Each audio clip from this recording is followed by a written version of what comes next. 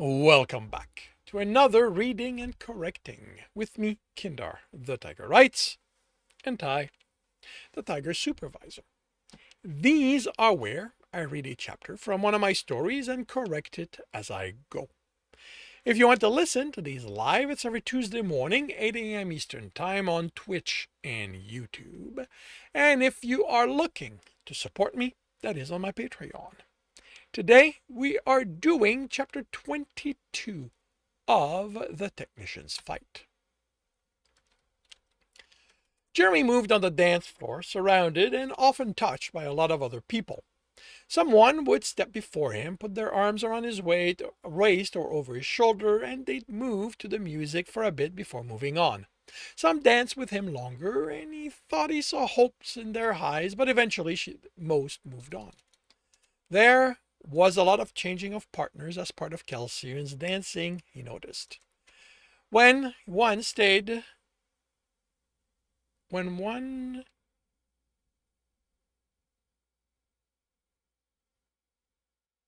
when one stayed took his attention longer than others.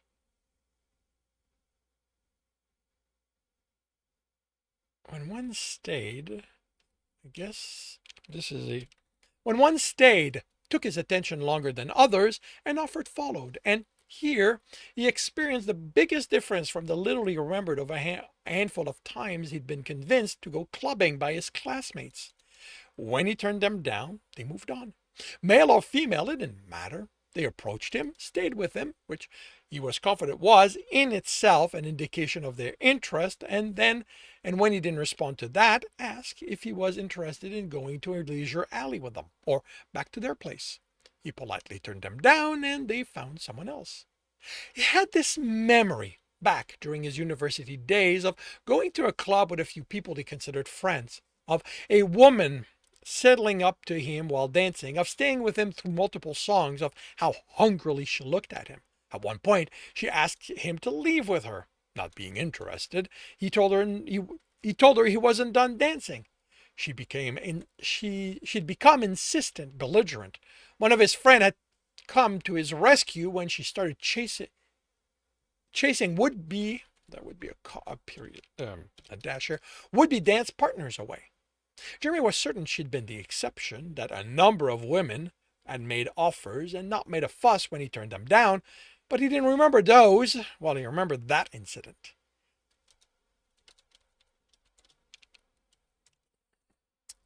How it had made him feel. Tomarin danced with him with a glint in his eyes that made Jeremy think he was planning something, but if he was, it didn't happen there. Third dance with him is made at Jeremy's back as they moved to a particularly slow piece of music. It called for them to be pressed close, and he felt his friend's excitement while Neela Kassar rested her head against Jeremy's shoulder. Then they moved on and other people took their place. Kelsirian dance music was slow, with the occasional hop tempo in them. There was a languidness to how they moved most of the time, pressed against each other, ran their hands over their and others' body. Then they'd be throwing themselves into fast motion for a few seconds to go along with the music. Jeremy preferred those and multiple times kept going with rapid motion even once the music slowed again. He garnered a crowd when he did, all happy to press against him at once he slowed to something they could handle for more than a handful of seconds. When he took breaks, more to hydrate than because the dancing tired him, he always had company, males and females who asked about his life before the ship, Einstein, Earthers in general, and those he worked with. Talking was easy, another difference from what he remembered of his experience. Back then, if he and his friends wanted to talk, they needed to move to one of the soundproofed sections of the club. Here, they simply talked. While not quiet, Kelsirian music wasn't overbearingly loud, maybe because Kelsirian's hearing was more sensitive than his, but even they didn't seem inconvenienced. The music was mostly that, as far as he could tell. There were voices, but they seemed to be used as instruments instead of adding lyrics. Even the occasional word he wasn't certain was more than his mind trying to give the sound meaning. It did not escape him that throughout this time there had been a few regulars. A, hand, a handful of males and females who returned every so often to dance with him, who would sit with him and ask questions about his life, his thought on Kelsirian life. He grew comfortable with them enough that when, as he was deciding to return home, one of them, uh, when was this?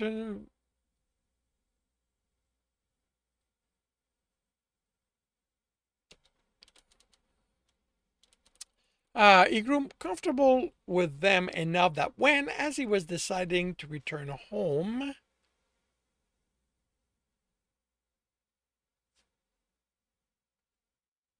okay, I'm not going to go.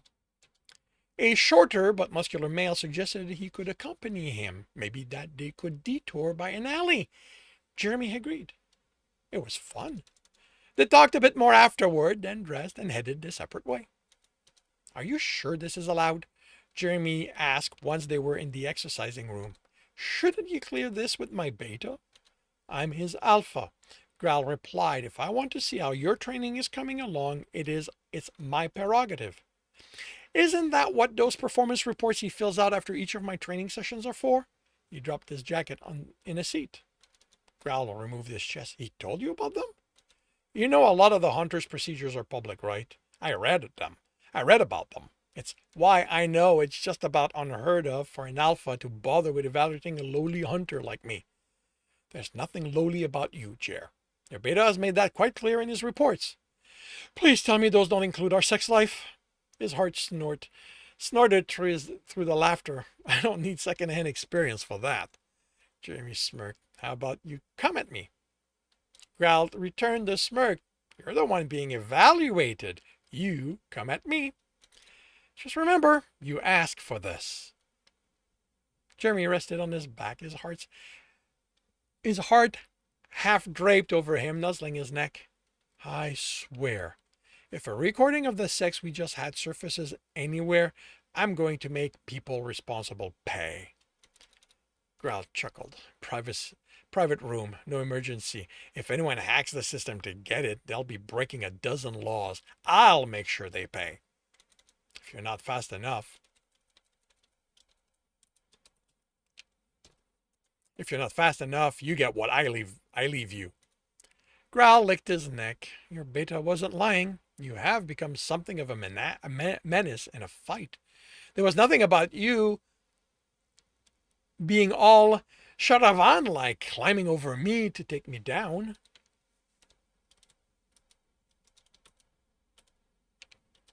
And them.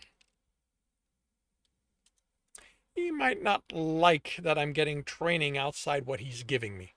Halan training? How can you tell? Jer, the Bane patrols the line. Do you have any idea how many Alan we've come across? In the last 2 months, since delivering our prisoners, there were 3, one of which we boarded. That's when you returned all scratched up? Yes. I fought the Halan. Unorthodox doesn't begin to describe how they fight. And with a smaller size, the quartermaster would be one to be all over someone. He paused. For more than fighting, I expect. That's how he's paying for the sex. You charge for sex? He started it with his, I'm not getting anything out. If I'm not getting anything out of something, I'm not doing it. I'm just playing his game. Once his probation was over, he wanted to keep having sex. So I said he needed to teach me how to fight for it. Speaking of training, I notice you move a lot less. Your beta and others who are training with you have been creating courses on stamina control. If Earthers attack again, trust me, they aren't done with me. I want to be able to keep them in check. You should talk to Zenial. You should ask Zenial.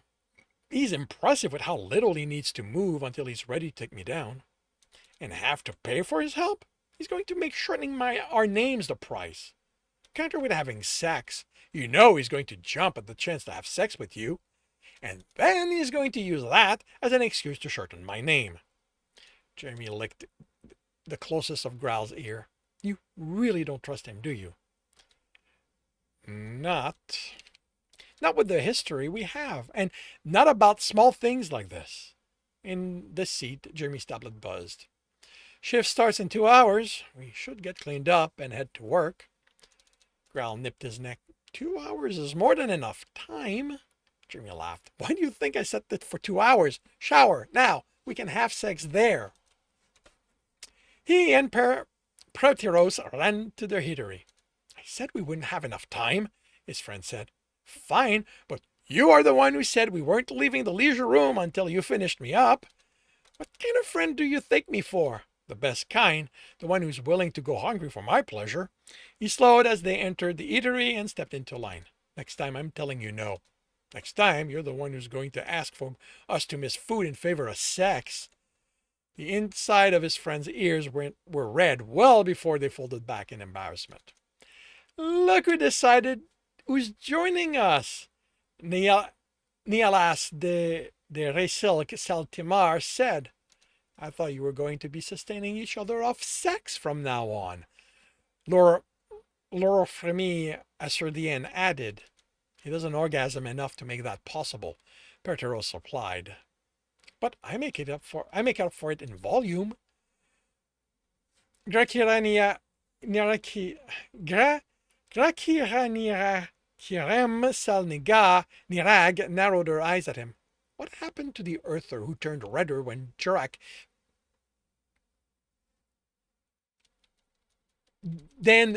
passed?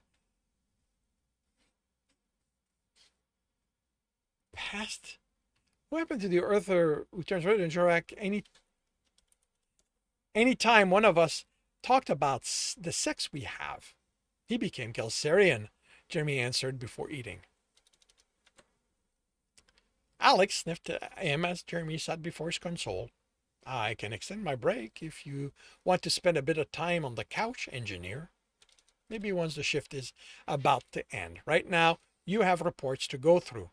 Yet more report.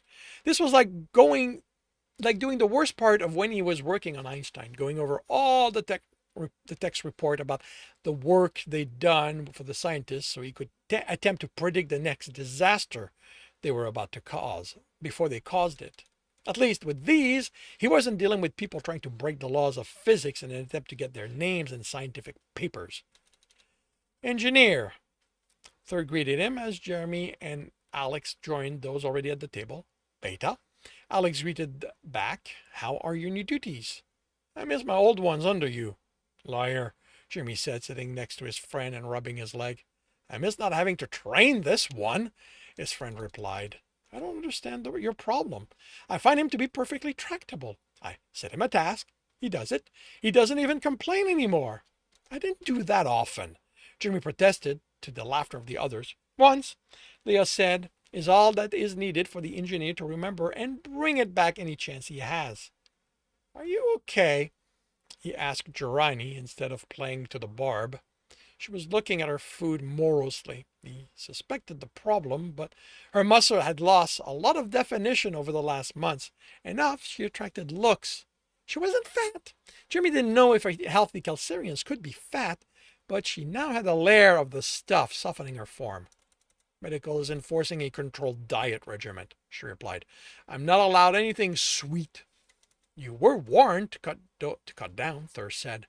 You shouldn't be surprised they've forbidden you from eating Jarris pies. She snorted. It's not just those. Half the sauces are now off limit because they're too sweet. I'm sure that once they consider your health better, they will reinstate some of them, Thur said. I took just Jeremy's machine, Scarif offered, but it's broken. It's not broken, Jeremy countered. It hasn't increased how much weight I work with in 2 weeks. I told you last time, among Earthers who train for strength, it's normal to have periods when things plateau. I'm not an Earther. Then it clearly applies to Kelsirians too. Just keep at it and you'll break through. I can look at it. Atarikna said, I've seen enough of its design. I can figure out what's going on with it. Oh, wow. You trust my work that little? Jimmy replied, mock offended. Weren't you the one who needed my help getting his machine to behave properly? I needed your help with dealing with the technology I wasn't familiar with at the time. So I should look it over. Jimmy looked at Alex. Don't bring me into this. I trust you enough to work I trust you know enough about my reactor not to cause it to explode when you change components. You have shown me some of the stuff from your drafting table, so I know you're more than capable of making something I'm not sure even Jezbillian would understand. You were looking through my I don't think anything will come of them designs, Jeremy countered. Insanity will come from them, Alex said, smiling. Okay, if engineering now has a smiling engineer, I am glad to be a beta. Preteros snorted. If there's a smiling engineer there, Jeremy's the only one who sees him because when he leaves his office, the engineer is all scowling and frowns. Like I want any of you to start thinking you're in the leisure alley instead of work. He locked eyes with the mail, and Jeremy wondered what he'd missed and how come Preteros had never mentioned that. I was off shift, his friend mumbled. You were in my engineering.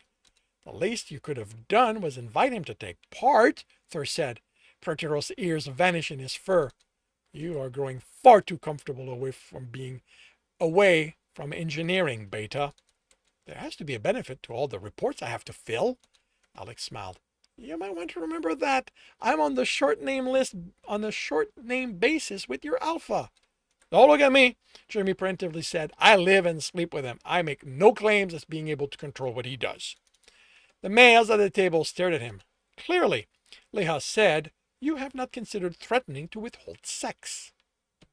And that concludes chapter 22 of The Technician's Fight. If you are enjoying this, please leave a like. If you want to know when the next chapter will be up, subscribe and hit the bell. If you want to read this story, it is available on Ream Story. And if you want to listen to these live, it's every Tuesday morning, 8 a.m. Eastern Time on Twitch and YouTube. Links are in the notes, and with that, I shall wish you a good day.